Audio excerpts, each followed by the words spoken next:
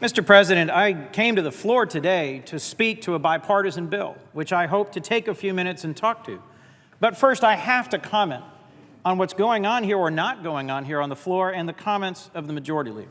I've just been a senator for only 3 years. As you know well, as the presiding officer, we were sworn in as a group of those elected in the class of 2010.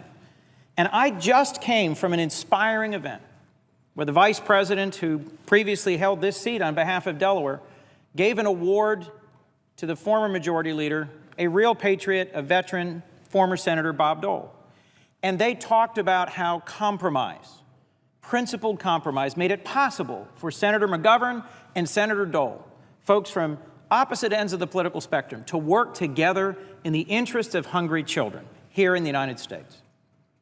And frankly, what I've seen in the 3 years that I've been here in the Senate, the 3 years that we have served together on the Judiciary Committee, has been a slow walk. There are minority rights in this body, but there are also minority responsibilities. There are majority rights, but also majority responsibilities. And I just wanted to add to the comments of the majority leader that the nominees to serve on the D.C. Circuit, the nominees to many, many district court seats, whose confirmations I've either presided over or attended, were not objected to on substantive grounds.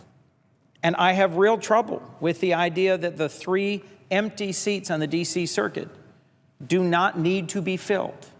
I have listened to at great length the arguments about caseload and about workload.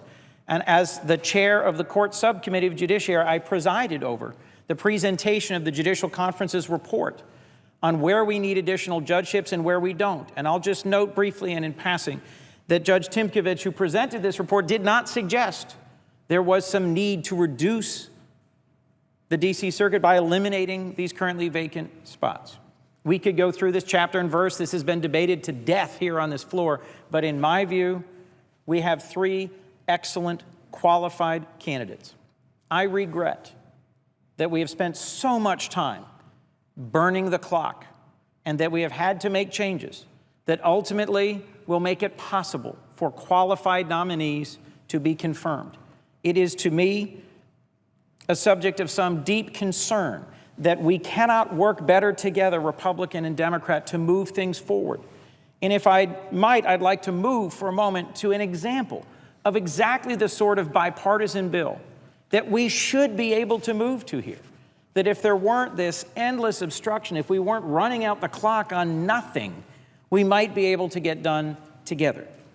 An example of the sort of reaching across the aisle that used to dominate this body when giants like Dole and McGovern served here and are no longer the case. They are no longer the daily diet of this body. We are no longer reaching across the aisle and finding ways to make our country more competitive, to create more manufacturing jobs in partnership with the private sector, to responsibly reduce our deficit. I was encouraged as a member of the Budget Conference Committee that we seem to be moving towards enacting a significant, small in scale, but significant in its precedence, a deal for the Budget Committee that could allow us to go back to regular order for appropriations.